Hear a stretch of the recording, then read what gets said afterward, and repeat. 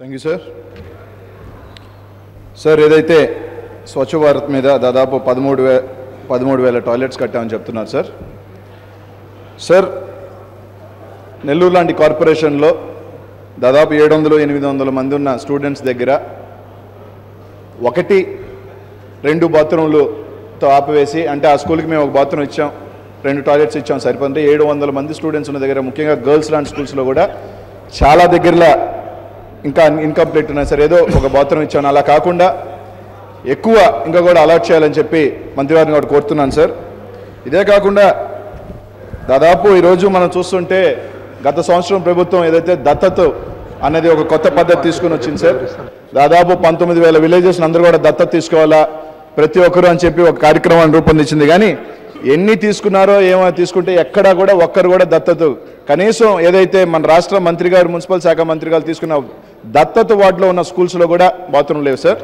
అదే కాకుండా ఒక చిన్న ఇది సార్, నిన్న మీ ద్వారా సార్ ముఖ్యమంత్రి గారు ఒక మాట చెప్పారు, ప్రతిపక్షంలో ఉన్న వాళ్ళు మీరు ఏమైనా సమస్యలు కానీ లేవనెత్తితే మీరు ప్రజల తరపున పోరాడాలి, ప్రజల తరపున ఉండాలని చెప్పడం జరిగింది సార్. అదే కాకుండా 7 సార్లు శాసనసభ్యుడిని, మీరు ఒకసారి శాసనసభ్యుడు, చాలా నేర్చుకోవాలని కూడా ముఖ్యమంత్రి గారు చెప్పారు సార్.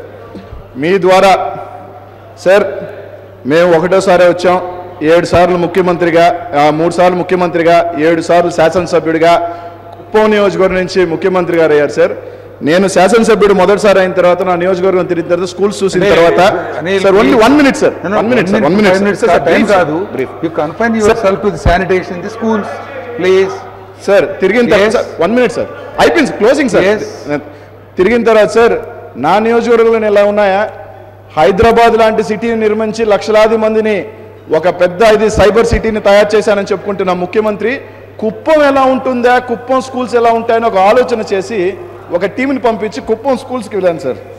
దాదాపు 60 స్కూల్స్కి వెళితే ఒక్క స్కూల్లో కూడా కనీసం తాగేదానికి మంచినీళ్ళు లేవు, ఒక్క స్కూల్లో కూడా బాత్రూమ్లు లేవు.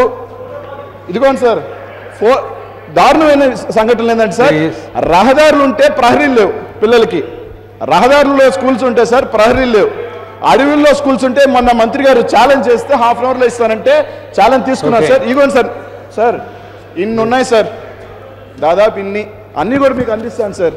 ఈరోజు మేము ఒకటే అడుగుతున్నాం సార్, ఈరోజు మొన్న ఈ మధ్య కూడా వాళ్ళ అబ్బాయి ఎన్ఆర్ఐగా వెళ్ళి మీరు అందరు రావాలా, దాతలు అన్నీ రావాలి సార్. ముఖ్యమంత్రి గారి మీ ద్వారా సార్, ముఖ్యమంత్రి గారి కాన్స్టిట్యుయెన్సీని ఎగ్జాంపుల్ గా సెట్ చేయమని కోరుతున్నాను sir. First sir last final sir, finish sir, only 30 seconds sir, give me 30 seconds sir. Sir మీ ద్వారా ముఖ్యమంత్రి గారు ఏదైతే 7 సార్లు శాసనసభ్యులుగా 3 సార్లు ముఖ్యమంత్రి అయిన గారిని మీ ద్వారా అడుగుతున్నాను సార్, దయచేసి మీకు 7 సార్లు ఓట్లేసి ఎమ్మెల్యేగా 3 సార్లు ముఖ్యమంత్రిగా చేసిన కుప్పం ప్రజలని మీరు ఫస్ట్ బాగు చేయండి, బిడ్డలకి నాణ్యమైన ఎడ్యుకేషన్ ఇవ్వమని మీ ద్వారా కోరుతున్నాను.